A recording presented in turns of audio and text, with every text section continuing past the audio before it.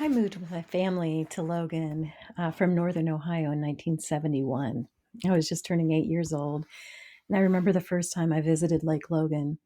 It was during that first winter, and the lake was frozen solid. It was one of those beautiful, icy winter days with a deep blue sky, and my dad took my sister and I ice skating.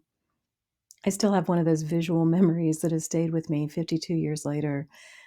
That same summer, I spent the first of many days playing and swimming at the beach with my older sisters, a tradition that continued through most of my childhood.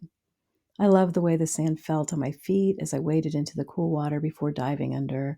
I liked that freedom of the water so much better than the four walls of a swimming pool. When I became an adult, I moved away from Logan, as many of us do, but always feeling the tug of home. When I moved back in my 50s, I felt that same pull to the water. I spent many early mornings kayaking on the lake.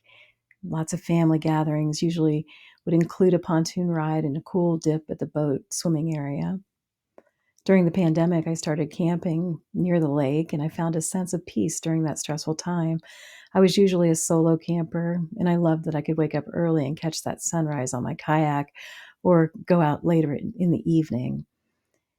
As an adult, I've enjoyed full moon paddles, swimming with the grandchildren at the beach, floating my paddleboard between the beautiful giant American lotus, and taking early morning swims with my adult kids and my dog paddling away by our sides. To me, this lake is sacred. It's my church, my place for solace, and also a place of joy and laughter. I've lived in many beautiful places and in my lifetime near oceans and mountains, but nothing is better to me than a quiet paddle on my favorite waters. In many indigenous cultures, water is seen as a living entity with its own spirit, and it's believed that humans have a responsibility to protect and care for it. I hope we can all work together to help bring health back to this beautiful body of water right here in our community. Thank you.